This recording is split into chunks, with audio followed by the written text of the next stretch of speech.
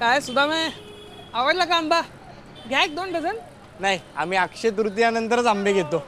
का? मेघाची अशी परंपरा आहे का? नाही, तोपर्यंत स्वस्त होतात ना. आणि आम्ही लेट्सअपवर बातमी वाचली आहे हापूस आंब्याच्या दराची. अहो, रत्नागिरी हापूस म्हणजे फळांचा राजा, मग त्याची बातमी असणारच ना. पण हा हापूस म्हणजे आमची पायरी. घ्या घ्या, 2 डझन घ्या, 1200 लावतो. काय लावतो? भाव भाव लावतो. घ्या 1-2 डझन. अहो, प्युअर रत्नागिरी हापूस आहे. मला सांगा, सगळीकडे रत्नागिरी हापूस मिळतो, नक्की रत्नागिरीमध्ये हापूस येतो किती? अहो, रत्नागिरी हापूस हे त्या कलमाचं नाव असतं. आता समजा उद्या तुम्ही 4 डझन आंबे घेतले. नाही, हे समजण्यासाठी ठीक आहे. आणि त्यातल्या 2 कोळी तुम्ही जर का शनिवार पेठेत लावल्या तर ते फळ सुद्धा रत्नागिरी हापूसच असतं. हो का? 1 मिनिट, फोन आलाय. हा, बोल ना ग. घरी पाहुणे आलेत.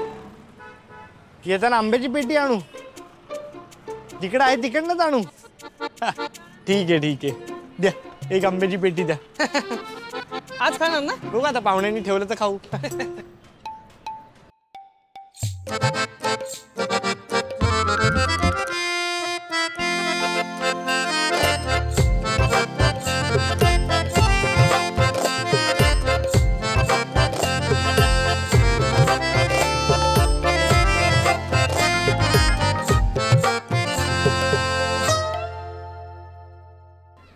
चला आपल्या आलिशान बागेला पाणी घालूया. अरे अथर्व, आंब्याची पेटी, काय बोनस वगैरे मिळाला का काय? नाही, एफडी मोडली ना. अरे मी काय म्हणतो, 1-2 आंबे दे ना. आधी देवाला, मग आहेतच की भूताला. भूताला? तुमच्या घरी यावर्षी आमरसाचा प्लॅन नाही वाटतं? नाही रे, यंदाची भाव वाढ बघता आम्ही ठरवलं की उसाच्या रसावरच भागूया. तुमच्या घरी काही काय कल्ला असायचा हो. हा, आमरसपुरीचा बेत, सगळी पोरं, हा जोशी काका ऑन फायर, तेव्हा. आता नाही. हो रे, त्यावेळेला कोकणात आंबे यायचे ना. आमच्या सासऱ्यांचा प्रियावर खूप जीव होता. तिच्यासाठी पाठवायचे दरवर्षी आंबे. प्रियाताई पळून गेली आणि आमचा पोरांचा आमरसपुरीचा प्लॅन सुद्धा पळून गेला. नाही तर काय, तू गप्प बसताय. तुझ्याशी बोलायचं म्हणजे ना, घशात कोय अडकल्यार काय. चला मग निघतो. हे थांब ना, 1 आंबा तरी दे ना. काय? 1 आंबा तरी दे. आंबा म्हणजे काय? अरे आंबा काय असतो? दे की. फळ आहे का ते? अरे गोड फळ असतं का आंबा? काहीच माहित नाही. अरे कोण? कोई आंबा न दिया ना ना ना. या आलिशान भागेमध्ये ना आता आंब्याचं झाडच लावतो. 1 आंबा देणार नाही तुला त्यातला. हा, घ्या पेटी घ्या. आणलेच आंबे? वा वा, यावेळी लवकर आलाय आंबा. हे काय 2च आंबे? मी तुला पेटी आण म्हटलेलं ना. अगं, मी नुसतीच पेटी आणायला गेलो होतो, पण आंबेवाल्याला कीवाली म्हणून 2 आंबे टाकले त्यांनी याच्यात. अरे ते खराब आहेत. अगं आई, पेटीत 1-2 आंबे खराब निघणारच. तू 2 आंबे आणलेस आणि तेही खराब.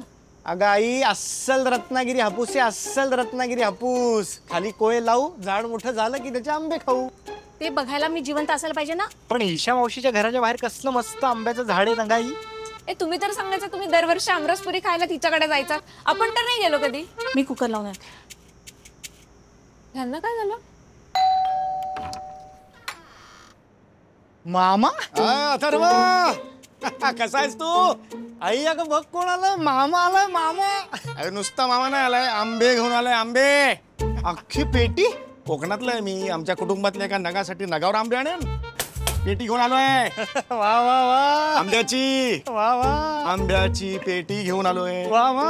अरे हाय. अरे मोठा हो, ये.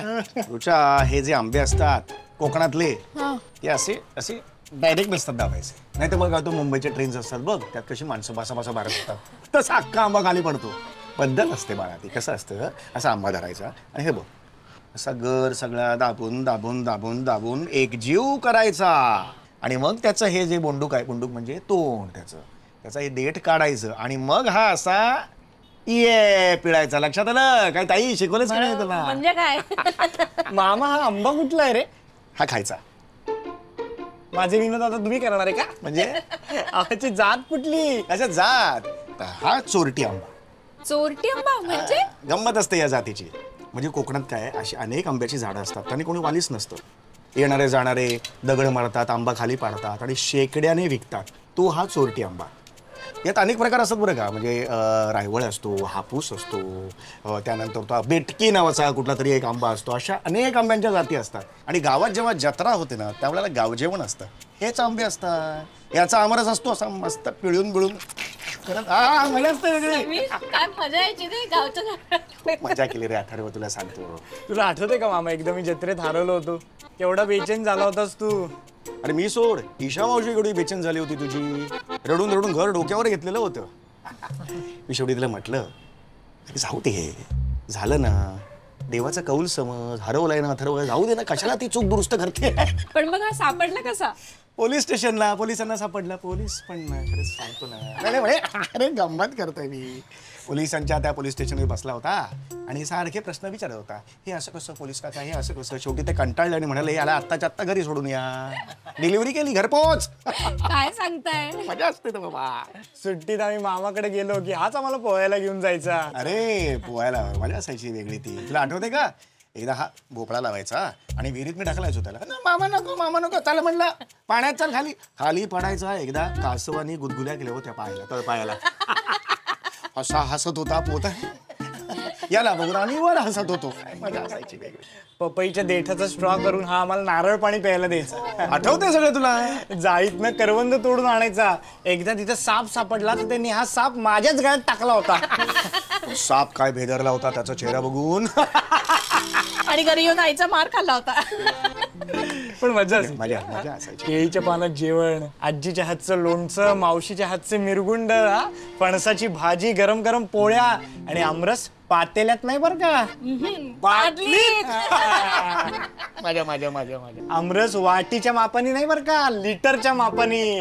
आणि मग मस्त 3-3 तास अंगणात झोपून तर आमरस पचवायचा. कसली धमाल असायची ना. आपण पण जाऊयात ना रे एकदा. वा रुचा, वाक्य चांगलं आहे पण असं होत नाही. सगळे म्हणतात कोकणात जाऊया, येत मात्र कोणी नाही बाळा. चला सगळे जमले तर मस्त बेत करूया. जर बेत मस्त हवा असेल तर आईलाच करू देत. बघ किती नतद्रष्ट बघितलंस तरी तुला सांगत होतो हरवलाय, हरवू दे त्याला. आईला आमरसाचं जेवण केलं आणि कोणी टपकलं नाही असं होईल का? एक मिनिट, कशाला जातोयस? 4 वेळा बेल वाजवेल, कंटाळून निघून जाईल. कशाला वाटेकरी वाढवतोय? काय काय? जा रे दारू जा. मावशी तू येऊ का? अगं ये ना, ये. विचारतेस का? ये. ते आमरस केला होता म्हणून म्हटलं मग आपली माणसं हवीतच ना आजूबाजूला, म्हणून ईशाला हे बोलवलं. सम्या, हा एवढं मोठं सरप्राईज देशील असं वाटलं नव्हतं. त्याची काही गरज नव्हती. ये.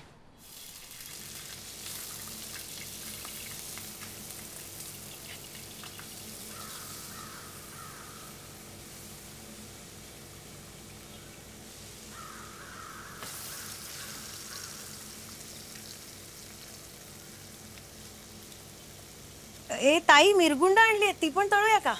तुम्हाला हवं असेल तर घ्या, मला नकोय.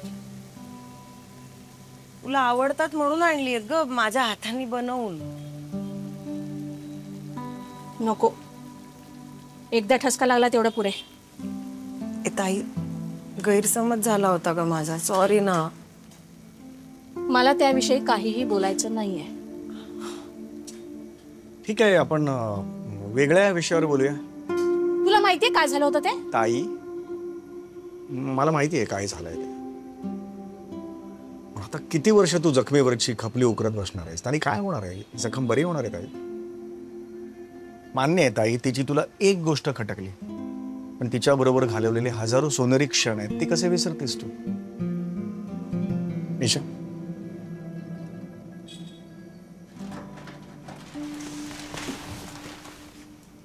ते ताई,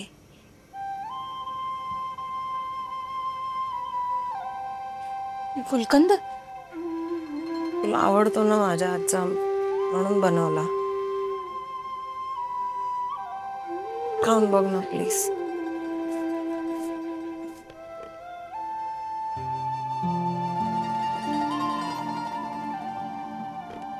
कसा आहे? गोड आहे.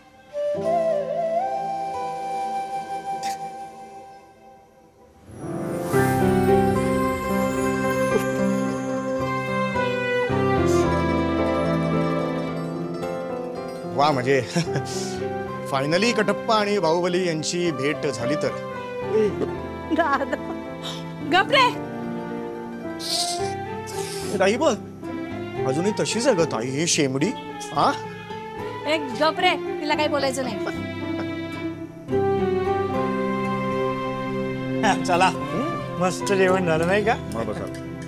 आई, हा उरलेला रस ठेवायचा फ्रीज मध्ये?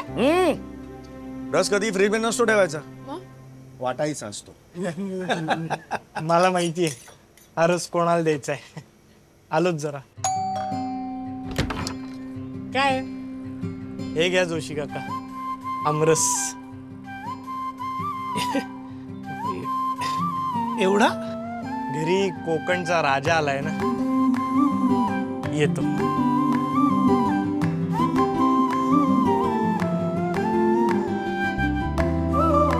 नमस्कार मंडळी, ही आमची साधी सोपी गोष्ट तुम्हाला नक्कीच आवडली असेल. अशीच एक अत्यंत रंजक गोष्ट आम्ही घेऊन येतोय गुलकंद चित्रपटामार्फत. हा चित्रपट 1 मेला जगभर प्रदर्शित होतोय. तुमच्या जवळच्या चित्रपटगृहात जाऊन या चित्रपटाचा नक्की आनंद घ्या. ही तुमच्या आमच्या घरातल्या मुरलेल्या नात्यांची गोष्ट आहे जी नक्की तुम्हाला आपलीशी वाटेल. येस. आणि या सगळ्या मूवीजचे अपडेट्स वगैरे जे आहेत ते तुम्हाला लेट्सअपवर मिळतीलच. मिस्टर सुदामेच्या या एपिसोडला लाईक करा, शेअर करा आणि या चॅनलला सबस्क्राईब पण करा.